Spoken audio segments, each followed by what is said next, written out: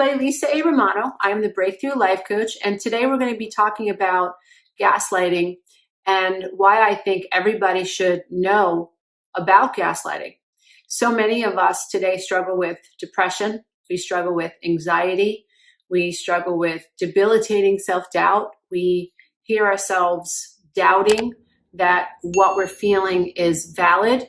And because so many of us have grown up in homes where we've been taught that what we think and what we feel is irrelevant, then we don't know to look within and to ask ourselves questions that can help us identify gaslighting behavior.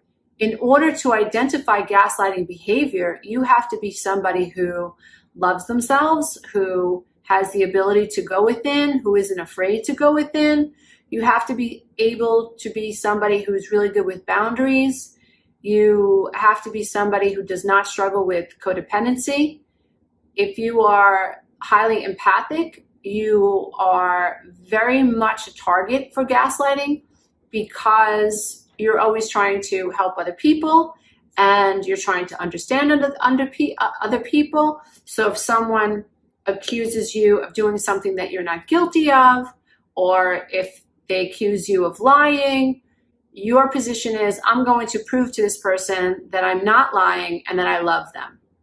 And so I think everybody should know about gaslighting and understand gaslighting, so we don't immediately think that there's something wrong with us and we don't stay in abusive relationships. So now there are a couple of things about gaslighting that we should all know about. Gaslighting is a thing that narcissists, sociopaths, and psychopaths do often. It is a tactic that they use in order to take control over their victim. And they do it because they want you to doubt your reality. If you're with somebody who is cheating on you, and they don't want to lose you because you're their main source of supply, then they will lie to you about cheating. If you've seen somebody that you're in a relationship with kissing another girl at a bar, they will tell you you did not see that. They will make up and contrive some story to justify what happened, but they will never admit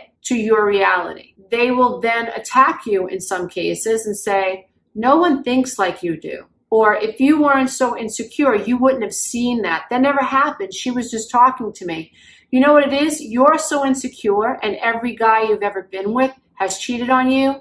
And so now when you look at me talking to a girl, immediately that's what you see. And what it does is, and especially if you come from a trauma background, it makes you question what you've seen. If you're dealing with someone who's really skilled at gaslighting, you end up apologizing for being gaslighted. You end up apologizing, saying, oh, I'm sorry that I ever accused you of kissing this girl. Or I can't believe I made you feel offended. What a gaslighter will do is say, I can't believe you accused me of such a thing. You've hurt me by accusing me of such a thing.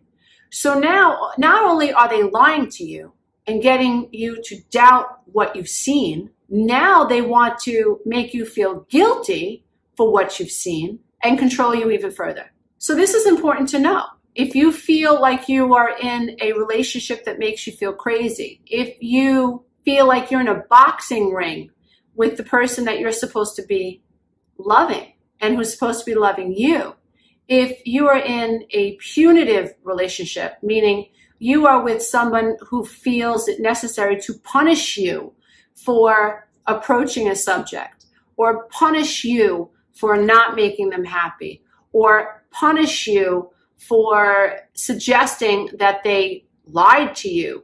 If you're with somebody who has a punitive mindset where it's people should be punished, you might want to reassess this relationship, dear ones, okay? So that's a fact. If you're in a relationship that makes you feel crazy, like you're starting to doubt your reality, certainly that was me. I would say things to my ex-husband and he would tell me I never said it. It got so bad that I had to start writing things down. One time during our separation, he kept his work truck in our driveway and he was telling me he wasn't working and that's why he couldn't pay child support. I snuck into his truck and I made copies of the contracts that he was making with other people. I did it to save my own sanity. I never did anything with it, but at least seeing it like, oh my God, I'm not crazy. He is working. It's dated. He was paid. It says cash, blah, blah, blah. He's going to deny it, but at least now I know I'm not crazy. It anchored me to the here and now. Another thing that we should know is that anybody, I don't care how smart you think you are, you can be duped by someone who's very good at gaslighting you. Because one of the things that a narcissist, a sociopath, and a psychopath do is they charm you into trusting them deliberately. And what they're doing is they're getting you to open up. They're getting you to expose your vulnerabilities. Why? When you start to feel comfortable with someone, you start to tell them how you feel. What a psychopath or a narcissist will do is they're collecting information. They're writing everything down. Oh, you have a problem with your mother? Write that down. Oh, you feel abandoned? Write that down. Oh, your mother used to say that you were selfish? Oh, write that down. You know why?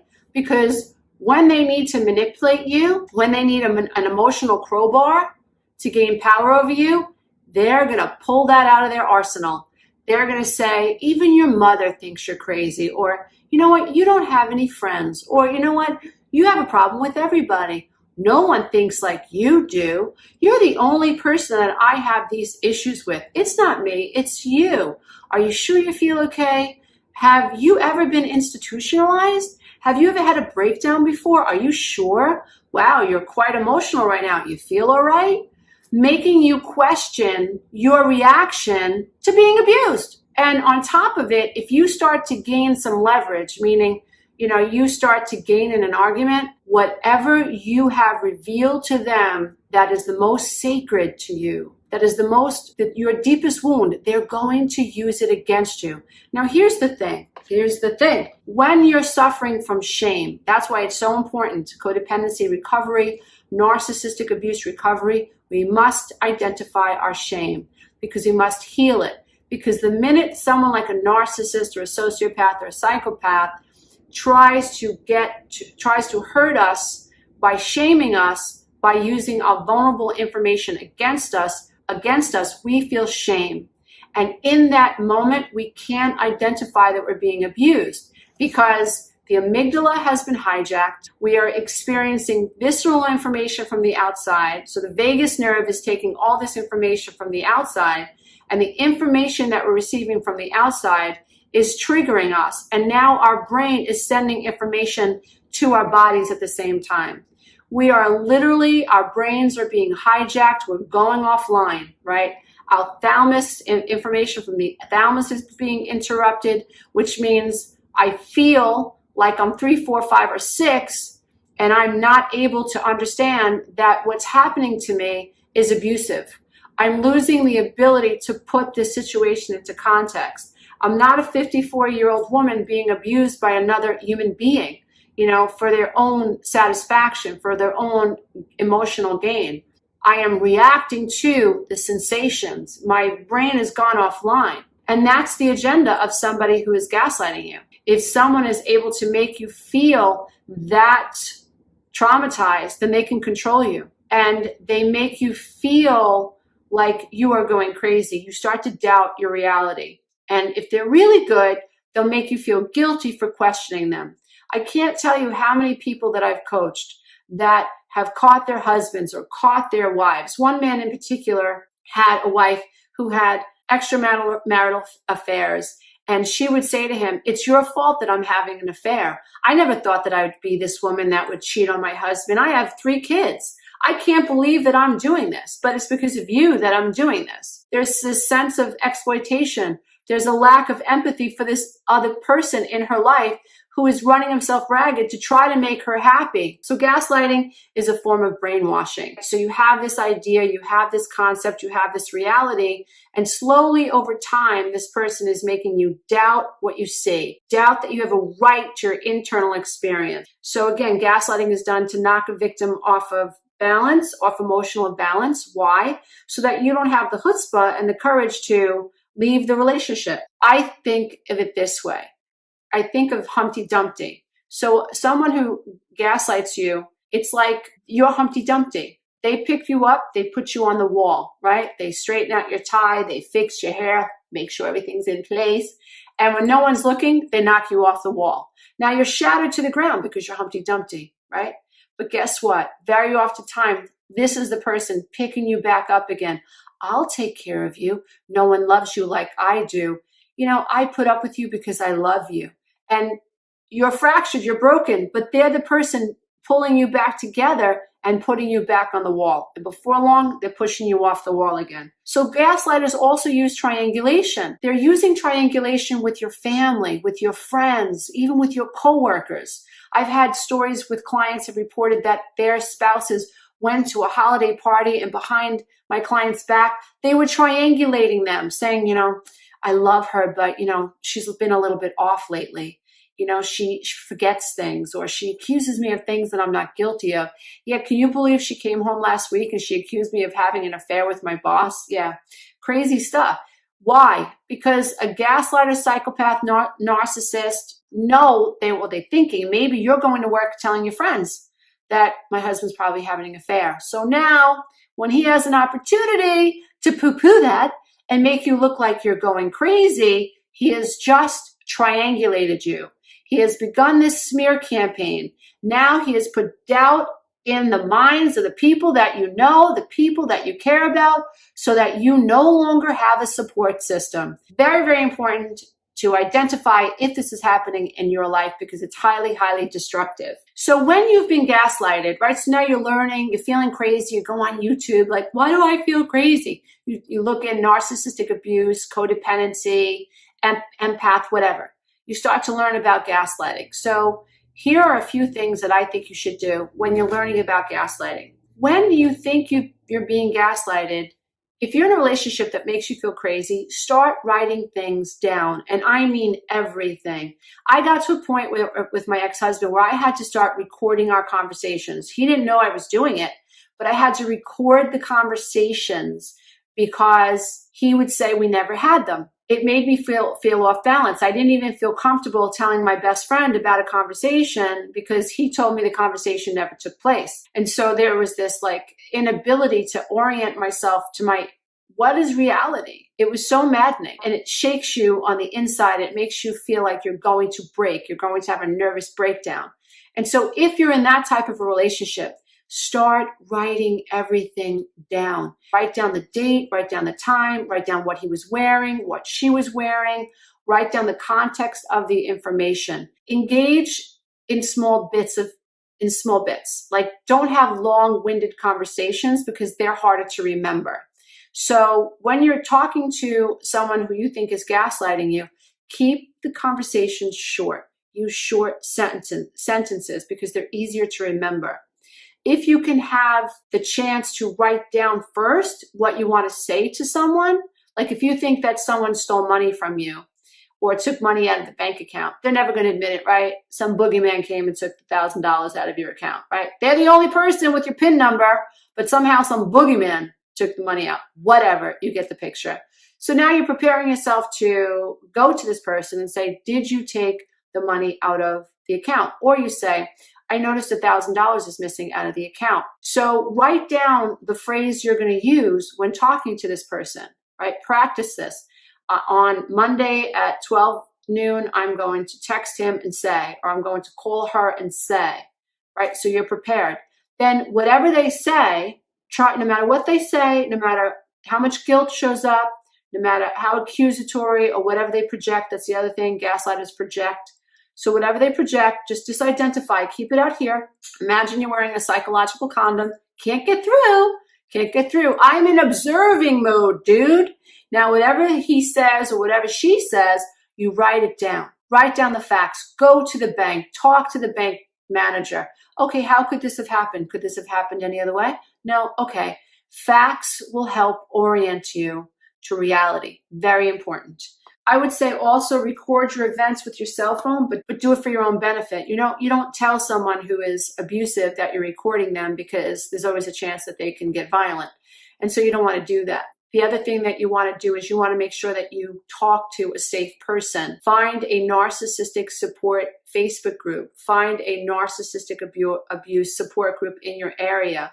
Find people that you know that you can talk to safely about what you are experiencing. Reassess the relationship that you're in and find a way to put an end to this maddening experience, because gaslighting, in my opinion, is a criminal offense. If someone comes into your house and they take your watch, that's against the law. They stole from you. When someone breaks into your home, it's a violation. You've been violated. And so gaslighting is a form of violation. It's like somebody is inside your head and they're effing with your head against your will. Because gaslighting is done, it's like carbon monoxide. You don't know when it's happening all the time, but it's deadly. And it robs us of our innocence. And when we come out of a narcissistic, abusive relationship, oftentimes it's when I'm out for a year and I look back and I'm like, whoa, what the hell was going on? While you're in the middle of the tornado, I use this analogy a lot in my programs too. When you're in the middle of a tornado, you don't know how big the tornado is. You don't even know where the tornado is. You're like a chicken caught up in the middle of the tornado. But when the tornado spits you out, right? Let's say you're the chicken that was spit out. You look up, you're a mile away. You're like, wow, that's a big ass tornado. So space away from an abusive relationship will give you the new clarity, a new set of eyes, and more will come to you. This is the other thing. One of the saddest things about narcissistic abuse and recovering from codependency, when you're codependent, you're in a narcissistically abusive relationship and you're on the recovery path and you start to look back, you start to gain your own autonomy, your brain comes back online, your amygdala has calmed down, you're inputting information from the outside in a healthier fashion. The brain is sending information to your body in a healthier fashion. When this starts to happen and you start to reflect on the lies and the abuse, it can be overwhelming. That's why I love working with traumatized victims who suffer from codependency and narcissistic abuse, who come from alcoholic homes and alike, because they need support. In that space, you feel so alone, like, how could this have happened to me? You start to judge yourself, like, why couldn't you get out of it? Or why didn't you see it happen? The thing is that narcissists, psychopaths, and sociopaths who gaslight are very, very clever. They are oftentimes very intelligent, especially psychopaths. Very intelligent, very charming. They know what they're doing in lots of the cases. And so they're grooming you. And so if you've been kicked out of a tornado, thank heaven. If you're coming out of the tornado, thank heaven. In time, you'll heal. Do what you can to stay out of a relationship for a while and get on the recovery path. Learn about gaslighting, learn about narcissism, learn about codependency, learn about attachment trauma, learn about how the brain responds to trauma. It's not your fault if you've been a victim of gaslighting. So I hope this video has helped you feel a little less alone and a little bit more empowered and a little bit more knowledgeable about what you should be looking out for. Namaste. Until next time. If you love this content, don't forget to check out the next video, and you can go to my website and take the codependency quiz.